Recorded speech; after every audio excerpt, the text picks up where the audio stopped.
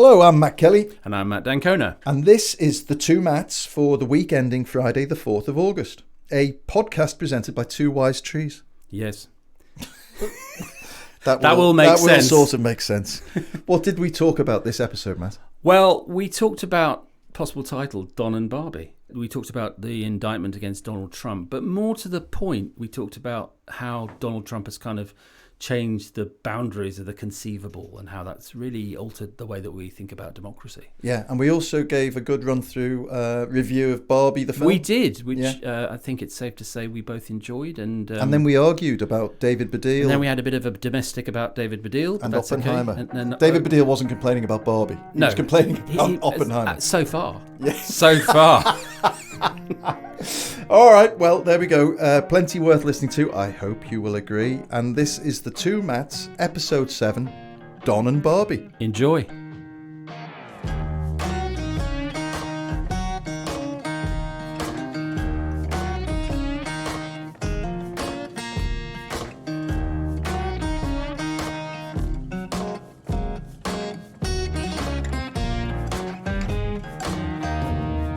So, Matt, what are we going to talk about this week? Hard to avoid Donald Trump. Yeah. Third indictment in 4 months. And this is obviously the big one. Yeah. We're recording this on Thursday, so today... Well, in about 2 hours he's in court, but actually, isn't he? a bit later, I think. Or it's 2 hours their time. Of course, it's 4 o'clock their time. Yeah, of course. He'll be... Is that how time zones work? It is. I'll show you a picture of the globe later on how it works. Wonderful. And he'll be arraigned and will presumably enter 4 pleas of not guilty. And then we have this amazing prospect that he may well either be convicted and stay out of jail, or acquitted and stay out of jail, or be convicted and go to jail. All of which is amazing. And what's the time scale for the actual trial? Well, Jack Smith, who's the rather impressive and scary special counsel who's written this indictment, and it's only 45 pages long. And if I would heartily commend it to listeners or viewers on YouTube, because it's a really beautiful piece of concise prose. It's not legalese at all. It's easy to get on the internet. And it just reminds you of what went on between the election day of November the 3rd, 2020, and the inauguration of Joe Biden on January the 20th, 2021. And what it is basically he's gone for conspiracy. There are 4 charges: conspiracy to defraud the US, conspiracy to obstruct an official proceeding, 3rd, obstruction of an attempt to obstruct an official proceeding, and 4, an interesting civil rights charge, conspiracy against rights to vote. Yeah. He hasn't gone for sedition and insurrection, which he could have, but it's quite hard to prove. And he then lists in very cool but very clear language all of the instances where Trump either tried to manipulate the electoral process after the election, pressurizing people, and crucially ignoring clear opinion from 2 attorney generals, intelligence officials, cybersecurity officials, state officials. You've lost, mate. Yeah. And then it leads up, of course, to the dreadful day of January the 6th. And whilst Jack Smith, the counsel, is not accusing him of treason or sedition or anything like that, the undertow of it all is that this was a conspiracy involving Trump and 6 unnamed co-conspirators. Although they've kind of they've worked out who 5 of them are. They're mostly identifiable. Giuliani and Sidney Powell, who was very important in the kind of Fox spreading of the Trump lie, and a couple of other characters. John Eastman, is a constitutional historian who was sort of dragged into allege that there was a case for not validating the election, totally bogus. But there are some, very compelling details, like Trump saying to Mike Pence, "This is extraordinary. God help us," emerges as part of the hero, one of the heroes of this story. You're too honest. That's right. Amazing. And a guy called Jeffrey Clark, who was a not very distinguished Justice Department lawyer whom Trump wanted to elevate to Attorney General, being warned, look, this might lead, if we could carry on with this might lead to riots in the streets in cities. And Clark says, what do you think the Insurrection Act is for? I.e., we'll mobilise the police and, if necessary, the army to put down protests. Yeah, the Pence thing, I thought. I mean, that Pence is extraordinary, isn't it? I mean, what was extraordinary, and you feel sorry for Pence because he clearly realises that he not is a sentence we thought we'd be he saying. is in the middle of a shitstorm and in a very difficult place, and he is keeping notes like nobody's business, which was a revelation. Yeah, he is making notations of every conversation, and the extraordinary one is he phones Trump on Christmas Day to say "Merry Christmas, boss," and within 2 sentences, Trump's saying, don't let these electoral votes count, Yes. And Pence is saying, but I can't do that. I don't have the authority to do that. And then 6 days later, he has another conversation where he makes this, and this was the nub of it to me.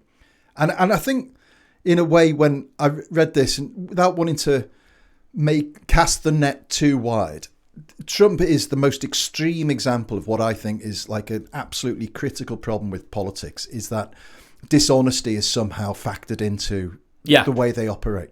And where he said to Pence, you're too honest. It's an amazing moment. It's an astonishing thing. But when you examine that sentence, you're too honest, you could apply that to all sorts of situations and all sorts of politicians, both sides of the Atlantic, everywhere, and say that there is something factored into the way a politician works, that there's a certain level of dishonesty. Honesty as an option. Rather than an obligation. Or pragmatic dishonesty, if you want to call it. And, we were talking about Keir Starmer the other week and saying, well, is he being dishonest about his approach to Brexit? Is this just now become a ruse? reflex to ask that, I think. And I don't blame people now for feeling pissed off and alienated when politicians do lie to them. This is part of the problem of all of this, is that it's notionally one politician who is yet again being now involved in his 3rd criminal indictment.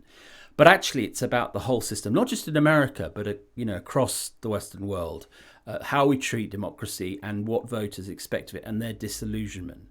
And I think that what is very worrying about this is that, first of all, the chances of him being convicted are decent but not certain, because his lawyers have already made clear they're going to fight very hard on First Amendment rights. Free speech, yeah. Now, Smith, in his indictment, acknowledges very sensibly up front, Trump had a First Amendment right to say, even if it was false, I actually won the election. Yes, so just to make clear for the listeners, as I read it, and please pull me up if I'm misinterpreting this, the special counsel has said it's not a crime to be dishonest about something like this. Yes, it's not a crime. Because you're covered by the First Amendment for free speech. But it is a crime if your dishonesty is an actual central factor to the conspiracy. Yes, and people sometimes misunderstand. The First Amendment has, as you know, an almost quasi-religious significance. It's amazing. And again, it's worth just saying, it is how much it sits in the American psyche. It really does. It's astonishing. Along with the Second Amendment for guns. It really does. So that's a powerful element. But it's not the case that the First Amendment is absolute. And if the use of the speech that we're talking about, the actions we're talking about, leads to imminent criminality, which is where we then get to, then you're not protected by the First Amendment. And Smith's point in the indictment is, yes, he had that right, but he didn't have the right to conspire against the electoral system to put all kinds of illegal pressure on people. So it's a clever way of acknowledging that. However, it is nonetheless the case that, First Amendment rights do often prevail. So one has to bear that in mind. The second problem is that Trump will certainly say, well, I was just following my lawyer's advice, which also has powerful resonance in American courts and elsewhere. So that'll be the defense. The problem he's got is that he's in Washington, D.C. for this, and he has a judge who was appointed by Barack Obama, Tanya Chutkan, who's a U.S. district judge, chosen randomly. However, unfortunately for Trump, she has a lot of previous with January the 6th defendants. She's a tough, very clever, born in Jamaica, rose through the ranks, very impressive judge, and she'll take no nonsense. And she's got form for hard sentencing, hasn't she? Yes, and specifically on January 6th. So, and, you know, a jury in Washington, D.C., not necessarily likely to a priori be well disposed to Trump. We'll see. So it's in the balance, and it may not play out before the election next November. Who knows? And even if it does, let's say he's convicted, Trump could appeal. Big question mark as to whether he'd be allowed out on bond. It's possible that he could be convicted before the election, put in jail, and still run for president, isn't it? It's absolutely explicitly possible. Yeah. Eugene Debs was the socialist candidate in 1920 and ran for the office of the presidency. Now, he only got 3%. So what, from inside jail? From inside jail. Right. Wow. Right. There's absolutely nothing in the Constitution that says you can't. So you have a prospect where, and, you know, just to be, you know, not to get too deep in the weeds, but it's possible that he could be convicted but still be allowed to be out on bond. So you'd have a presidential nominee wearing an ankle tag, you know, again, unbelievable. Yeah. But let's say he is behind bars, or not. The interesting thing is he can run for the presidency and, as far as the Constitution is concerned, be president, but he can't vote. Wow. Because he's a felon. But could he, once he was president, he could then pardon himself? Well, there's absolutely no precedent for this. No. So, but as is the case with everything, which with really Trump, is kind of the, you know, the kind of headline in a way. No one really knows, and I've been reading a lot of commentary and talking to a few people, and there is absolutely no guidance in the Constitution, in the American jurisprudence on can a president pardon him or herself. There's just no basis for that. Because Nixon was pardoned by Gerald Ford, his successor. I mean, you can pardon other people, but not yourself. Yeah. Now, more likely or equally likely is that he would try and get his Attorney General to end the prosecution if it was still live, or to catch some other means of escaping it. And, you know, the Democrat charge is that Trump is running against Biden just to avoid jail, which I think is not actually right. I think it's worse than that, which is what you were just saying about the upside down nature of all this. And I think you have to step right back. So the New European was founded by you because you understood that 2016 Brexit, we were entering a new world. Yeah. And how right you were. I mean, I think the post-2016 world is incomparably different to the pre-2016 world. And Trump understands it. One of the things he understands is that, and this is very dangerous, is that there is a taste now for hating institutions, for hating the legal process, for hating elites, for believing politicians when they say the whole system is rigged. And so when Trump is prosecuted, instead of in the old-fashioned way, everyone running a mile, as by the way, the Republican Party did from Nixon towards the end of Watergate, actually the Republican Party, to speak not yet of the broader electorate, has hardened it around. I mean, you know, Ron DeSantis, who is a pitiful 37 points behind Trump for the nomination and isn't going to get it, governor of Florida, has been very careful not to condemn Trump. He's towed the line on this is the Department of Justice being weaponized by the Biden administration. Vivek Ramaswamy, who was supposed to be the great sort of young hope of the Republican Party, saying the same, you know, I would pardon Trump if I became president. You know, the Republican Party of Lincoln and Theodore Roosevelt and Eisenhower is gone now. It's a personality cult. And just pause for a second. Let's just, because obviously we're sitting here presuming that that's not the case, but is there an argument to say that Biden is seizing on this and doing everything he can to aggravate? Well, Biden is not a saint. He's a politician. No. I don't think there's any evidence of Justice Department being abused by Biden.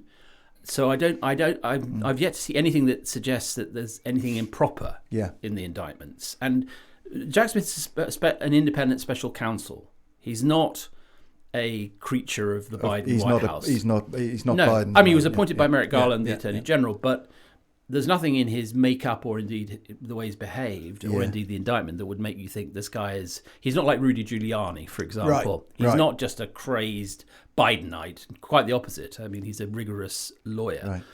Right. But your point about what Trump understands... Yes. About ultimately it's the people that will decide, and that the independence of the judiciary, free speech, the power of the press... And that, the place that the press plays in a modern democracy, all of those things can fall by the wayside as long as he can get enough people to say Trump's on my side and they're victimizing, they're persecuting him. He's my guy, and every time they come out with a fresh set of charges, it proves how right I am to support and he's so it. Clever the way he goes about it. I think he is, and I don't think it's intellectual. I think it's instinctive, which is more dangerous because I don't think he has to calculate it. He sent an email to his supporters saying, he doesn't use the word prosecution, he used the word persecution. Yes. And he said, they've come in for me, but if they get me, then their grip on you will tighten, and I will never allow them to get hold of you the way they every got time hold of me. I get indicted, you're being indicted, exactly, which is a very clever message. And I think the problem with all of this is that I'm 100% behind this indictment. I think that America suffered because of Ford pardoning Nixon. There was never a moment of reckoning. However, that was way back in 1974. In 2023, in this new world, there's an expectation for people who still live in the pre-2016 world that if Trump is convicted, that's the catharsis. The movie is over. Yeah. Afraid not. It just doesn't work that way. There was a poll in the New York Times this week, admittedly before this indictment was announced, which had Trump and Biden level pegging. Now, there is, under the rules of politics with which we were brought up, that's insanity. Yeah. It's pure insanity. But it's the way it's working. And he's pulling so far ahead of DeSantis and the other contenders for the Republican nomination that it's really very hard to see, whatever happens, how he's going to be denied it. So this guy that was comprehensively defeated in the 2020 election, then there was January the 6th, then his nominees, Trump's nominees in the midterms in 2022, didn't do that well, but he's still the top guy. And 3 out of 10 Americans, not Republicans, but Americans, believe that the 2020 election was stolen from him, which is it's a terrifying figure. And I think that what it means is that we're staring down the barrel of a really dangerous moment for US democracy specifically and democracy generally, which is he's probably going to be almost certainly going to be the nominee. And who knows in what legal situation he'll be come November for the election day. Even if Biden beats him, is he going to accept the result? We are watching a kind of re-emergence of MAGA 2.0, which has all sorts of dangerous poisons in it. It's interesting. I was just now looking at what some of the people in the right-wing ecosphere are saying, and as we know, someone we've talked about before on the podcast, Tucker Carlson, has moved away from Fox and he's been replaced by this guy, Jesse Waters. And this is what Jesse Waters had to say about the indictment. This is a main cable news channel presenter. He said, "If this was political, this would be like a political war crime. This is overkill. This is political germ warfare. These are political war crimes. It's an atrocity. It's like not just dropping one atom bomb, you drop 15 dozen." Now, we know about Fox. Yeah. We know what it did because of the case with Dominion voting systems, which was settled earlier this year. But this is even more extreme. Yeah. They are stoking up Yeah. people's fury. Now, not everyone in America watches Fox. There's a lot of independents still undecided, and I don't think there's much that Trump has done since 2020 that will impress them. Yeah. On the other hand, let's look at 2024. What if there's an economic slump in the States? What if, more probably, sadly, Biden's health continues to degenerate, what then? Yeah. And you're looking at an atmosphere that is, to say the least, febrile. Yeah. And also, I think what it illustrates to me, time and time again, is how little we in the UK understand America as a whole. Yes. We think we understand America because we go to New York or we go to California on holiday, and we think about the coast. Yes. But when you're in the middle of America, I remember going to Arizona for a work thing. I'm getting into the back of a taxi. Different world. And arrogantly, maybe a bit jet lagged, but arrogantly chatting to this taxi driver, big guy who looked a bit like Joe Rogan. Maybe it was Joe Rogan. But I said to him, so how's Trump working out, right? Yeah. In a very limey, sarcastic Yeah. way. The guy pulled the car to the side of the road, turned around and said, Donald Trump's the best thing that's ever happened to this country. Don't you forget it. And then just drove on. I was like, okay. Again, you have to give it to Trump. He saw this coming. Do you remember in June 2015 when he came down the golden escalator and started all this? It's 8 years ago. It's amazing. And I put my hands up. At that point, I hadn't realised what was coming. And I just thought, this is going to be entertaining, offensive, and then it'll all be over and one of the other 17 candidates, however many there were then, is going to be the Republican nominee. Not only did he win the nomination, he won the bloody election, right? Yeah.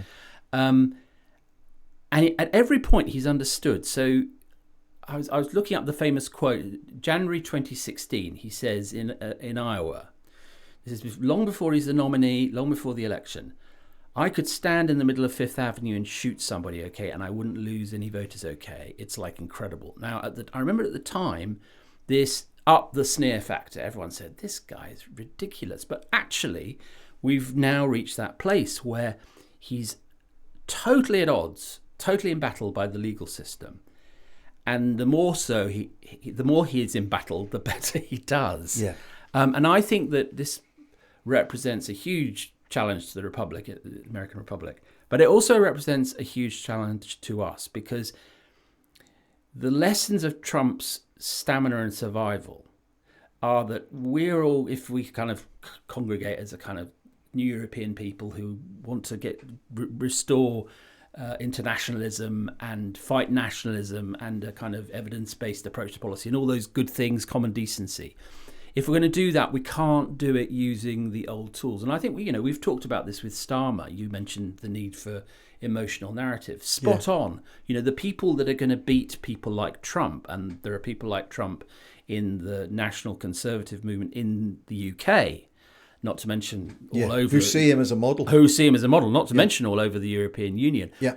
We're going to have to do a different kind of politics, which is not like Trump. We don't want that kind of right-wing lying populism. Yeah. But it's going to have to speak to the heart as well as the head.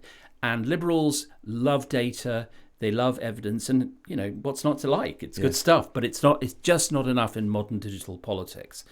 So this is going to be a massive story. It's also a global story, and I mean, just it's worth mentioning as a way of winding up on this subject is that I spoke to a couple of security sources, and I said, "What do you think all this means for Ukraine?"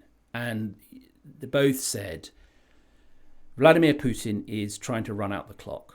He thinks Trump is going to win, and that when he does, Putin will be able to get his way in Ukraine. Jesus. And that is this is speculative. We all know that. But it's a intelligence coming out of the thought. Kremlin is not of the greatest, but there's this absolute clarity that that's what Putin wants. He's in for the whole drink. Yeah. And if he can hang on in there for 18 months, he gets, because Trump will end the alliance of assistance, and once America is out of that, then it's over. The alliance will collapse.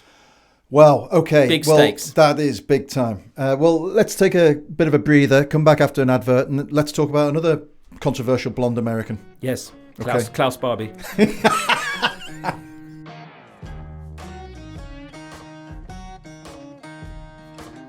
So, Matt, Barbie. Don and Barbie. Yeah. So, Barbie. It's a very beautiful outfit you've got there. This is a persecution. It's a prosecution. Persecution. I see that you were manufactured in China. And I can touch you in the... No, we won't. No. We won't go there. No, We although won't go there. that would be the kind of joke that would appear surprisingly in Barbie. Have the movie. you seen the film? I have, and here's the thing: is that I did the Barben because I'm sad and love movies. You are the most cultural man I've ever met. That's a very nice way of saying sad and lonely. And so on the Friday, July the 21st, it was in my diary. Oh, Oppenheimer. It was, you know. Was it really? Yes, it was. Brilliant. Sadly, I went 8:10 in the morning to IMAX in Waterloo and watched Oppenheimer, and then went and had a kind of lunch. But my head was still full of atom bombs, and oh god. So wait, you saw Oppenheimer first, right, on the huge screen. At 8:10 in the morning. Well, they were running hot round the clock because people want to see it in IMAX.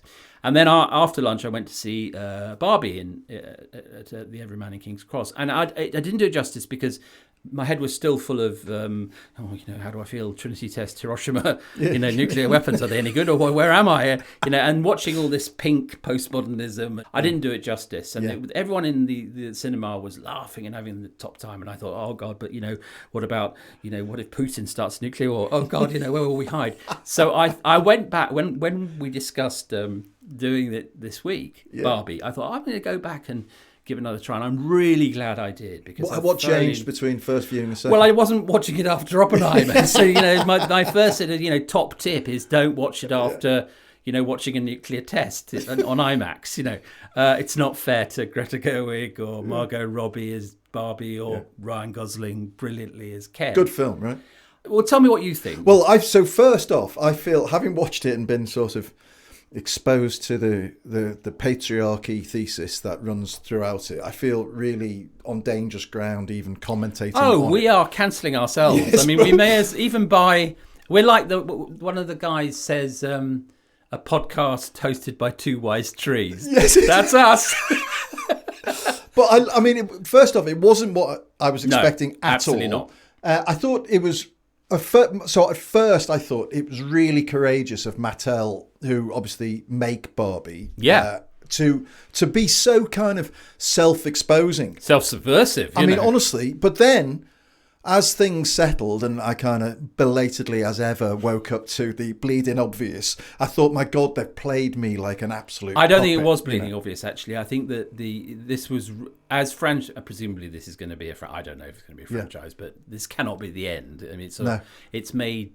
I last checked, it's made $775 million globally. Amazing. It's the biggest opening by a female director, Greta Gerwig, ever. Yeah. So it's a landmark film already. And it's very funny. But the biggest kind of my God moments in it are when you see the old Barbies that actually existed. Yes. Like Sugar Daddy Barbie. Oh, yeah. I mean, like this sort of Barbie, Hugh Hefner style. Yes. And the Barbie with the boobs that grow. And the fact that they had a pregnant Barbie but decided it was too weird. It was full of layers. And so I suppose it's worth mentioning to the 4 people left in Britain who haven't seen it, that you've got Barbie Land, in which Margot Robbie as Barbie and one of the Barbies, and Ryan Gosling, stereotypical Barbie, she's called, brilliant Ryan Gosling as Ken. And there's something starts to happen to Barbie, stereotypical Barbie, Margot Robbie, and she goes to see Weird Barbie, played brilliantly by Kate McKinnon, who says, well, actually, you're looked after, your doll, your counterpart doll in the real world is obviously suffering. And this, it turns out, is an adult, America Ferrera, playing a character called Gloria, who has a daughter called Sasha, who, when Barbie and Ken inevitably go into the real world, Sasha called Barbie a fascist. So you said the feminist cause about 50 years. Yes, you fascist. You fascist. Barbie can't cope at all. Yeah. Meanwhile, Ken goes back to Barbie Land, having discovered patriarchy in the real world. To explain, Ken in Barbie world, Ken has no existence unless Barbie is looking at him. But an adjunct. Yeah, none of the Kens Barbie do. Land is a feminist paradise where, as they very sarkily say at the top, all problems for women have been resolved. And Ken his only function is to look great and dance with Barbie, and he's an appendage, and he's without an an appendage, and to lead a hopelessly unconsummated love for Barbie. But he goes to the real world and he discovers patriarchy in a world in which it's a man's world, and he thinks, I'll have some of this, and takes it back to Barbie Land, where Barbie is left in real world, and then by the time she gets back to Barbie Land, Ken has conducted a patriarchal revolution. And there's that very funny moment where he's speaking to who is it? He's the chief executive of some company he's applying for a job for. Oh, yes. And he says, and Ken complains that he can't get a job because he hasn't got any qualifications. And he says, you're not doing the patriarchy enough. And the guy looks at him and says, yes, we are. We're just much more clever about it. It's very good. Yeah. It's always worth a bit of a self-awareness check, I think, if you are a privileged white middle-aged male. Yeah. But there's a guy where they're pretending to be, bimbos, to try and distract the men from the takeover they're planning. And I thought it was so true. There was a Barbie sitting at a table saying, as a man walked past, saying, "This Photoshop is just so complicated." And the guy walks over, leans and says, over. You need to click there when you need to select one of the layers before. And it was just so mansplaining of everything. As you can imagine, the moment that I was totally busted. I just wanted to put my hands up in the cinema. Was the Ken explaining to the Barbie about The Godfather? I thought, yep. You've never Seen and busted. Let me explain it to you. Great. That sounds fascinating. Yeah. The best thing about the Barbenheimer phenomenon is you've got two totally different, hugely intelligent movies that are just packing them in. Yeah. And I think, by the way, that Christopher Nolan, and I think he knows this, owes Greta Gerwig a big drink, because there's absolutely no doubt that more people went to see Oppenheimer on the back of this. Isn't it great that there's especially for people of our age, cinema events? We tried to book Barbie. I wanted to take my kids. We couldn't get 4 seats together. It's really busy. It was packed out. The whole, it's incredible. As I confess in this week's The European, I've now seen Oppenheimer 4 times, which is really crazy. But that is fairly hardcore. It is. Are you seeing somebody about this? Professional help is being sought from a quantum physicist. But actually, and on every occasion, I've kind of had to grab a seat here, and it's here and there. Both films are still running not round the clock, but all day. They're having 10 a.m. showings. So this is a cultural phenomenon which we can really embrace and be happy about. Let's do a very quick switcheroo on Oppenheimer then, because there was another controversy where David Baddiel took Christopher Nolan to task for not having a Jewish actor play Robert Oppenheimer. Yes. Thoughts? Well, first of all, I'm very pro Baddiel, and I'm very pro his first book, Jews Don't Count, because I think it really nailed an issue that, partly because of the Corbyn anti-Semitism controversy, had been dogging the political discourse, which was what's going on here. And Baddiel's point is Jews are not a religion primarily, they're an ethnic minority. And his point, I think, about Oppenheimer is, I don't know whether he's really saying it should have been entirely cut, because there are many Jewish nuclear physicists involved, not least Oppenheimer, who's played brilliantly by Cillian Murphy, who's an Irish guy. Yeah. I don't know whether David is saying every single Jewish nuclear physicist should have been played by a Jewish actor or actress, but I know what he calls Jew face. This became an issue when Helen Mirren was cast in a forthcoming movie about Golda Meir, which is, look, if this was any other ethnic minority, I mean, can you imagine if Daniel Day-Lewis was cast as Mandela? It wouldn't get past the... What, if he blacked up? Well, as David Baddiel has done in the past. Right, that's the point. And to be fair to Baddiel, he has apologised in his documentary. Well, let's hold that thought for a second, because he did apologise, but it took him 25 years. No, sure. I don't... do you not think there's a slight element... And I'm a massive David Baddiel fan. I do question sometimes when he makes public statements about him being a public intellectual in the French mold. And I kind of think, mate, honestly, wind your neck in a little bit. And I do think you do forfeit a little bit the right to occupy the moral high ground when you've done stuff like that in the past, and you've talked about looking a bit like a pikey, or you've blacked up to humiliate a black footballer. As many comedians have discovered to their cost, it's a difficult transition to make, because if you've taken risks as good comedians do and made mistakes as all comedians do, and he has, and he admits it, but they were fairly egregious. Yes, and you can and I mean, in the Channel 4 documentary on Jews Don't Count, he kind of confronted this, and it was a tense moment. But where I think I'm with him is that until we start to see Jewish people as an ethnic minority fully, then this debate won't be over, because the truth is that most people don't. They see Jewish people as either white adjacent or, and this is, I think, one that really upsets a lot of Jewish people given the history of the 20th century, as so powerful that they're not entitled to the protections of powerless ethnic minorities. Which, of course, is despicable. Well, you know, to look at the history of the Jewish people is not to look at the history of a power. But I mean, I think. But taking it back to his specific complaint, then, should people, in your view, let's say Cillian Murphy was the best actor available in terms of being able to present Oppenheimer on a screen as an actor.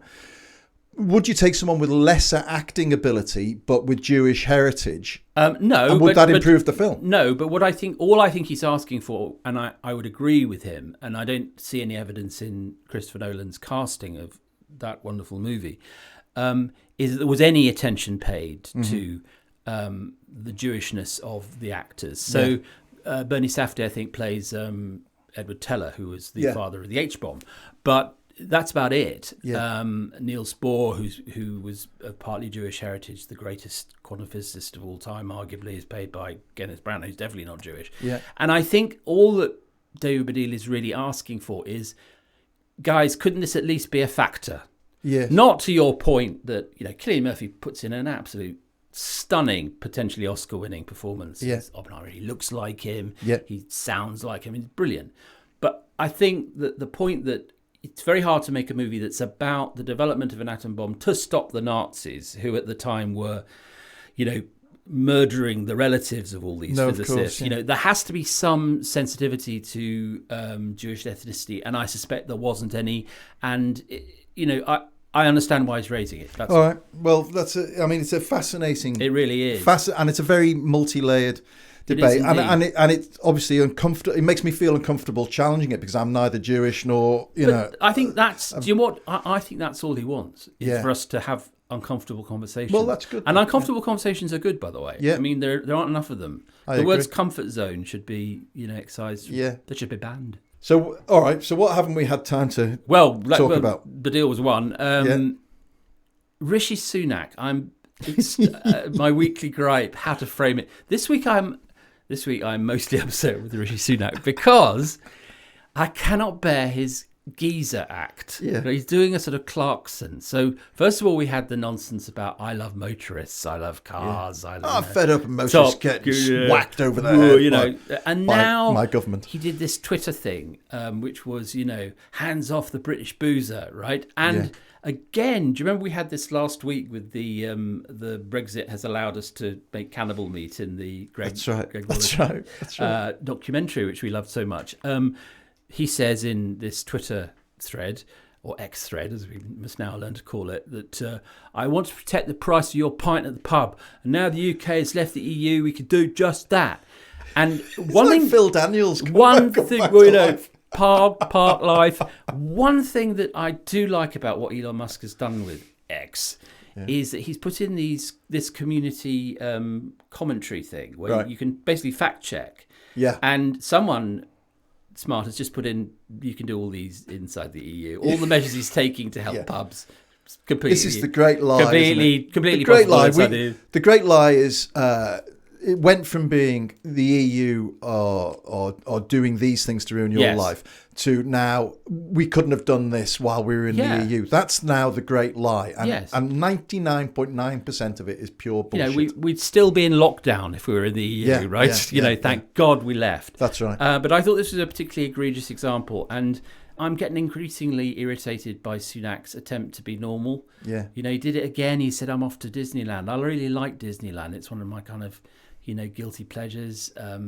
And he's ruined that. He's now. not. He's off to bloody California, though. In truth, isn't Yes, he? he's off to stay in his fancy house. While Greenpeace have covered his house in Yorkshire in black kind of tarpaulins. You'd have to have a heart of stone not to laugh, wouldn't you? I mean, I know we're all meant to disapprove, so it's a terrible security breach, but it's also extremely funny. I think fantastic. I love Good it. on him. Absolute bloody hypocrite. Yeah, and and the fact that he is, willingly, because he's an intelligent guy. Oh yeah. The fact that he is knowingly, willingly prejudicing the futures of our children. Oh, it's amazing. Just to win some bloody votes at the next election. As you've said on this podcast before, how do you sleep at night? I mean, he was doing his green tour of Scotland, wherein he announced 100 new licenses for drilling oil and gas in the North Sea, and the pool interviewer said to him, "Isn't it a bit odd, Prime Minister, that you're off to do a green tour of Scotland in a private jet?" Yeah. And he doesn't like having it up him. He's so prickly, he isn't he? bristled, and he said, in a wonderful non-secretary, he said,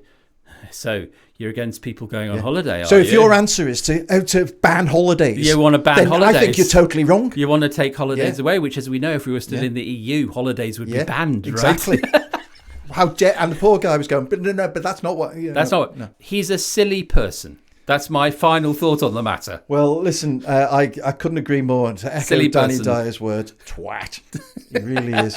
And Matt Hill, the wonderful Matt Hill, the third Matt, our great producer, is shouting at us, "We've got no more time." Yeah. Yes, the referee is blowing the whistle. Remember, folks, the latest edition of the New European is on newsstands now. It's actually our double issue summer special. Summer special. Yeah, it's fantastic. Bumper. Although I would obviously lie and say this if it wasn't the case, but it is fantastic. It's full of fantastic top stuff. Really great reading. £3.95 if you're not a subscriber. But if you're not a subscriber, why not? Subscribe. All you got to do is go to theneweuropean.co.uk/2Matts. That's the number 2, MATTS.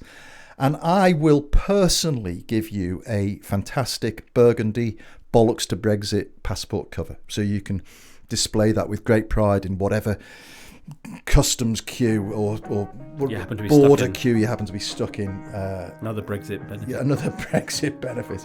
So thanks as always to Matt Hill, the third Matt at Rethink Audio, our brilliant producer. And until next week. It's goodbye from me. And it's goodbye from him. Goodbye. Goodbye.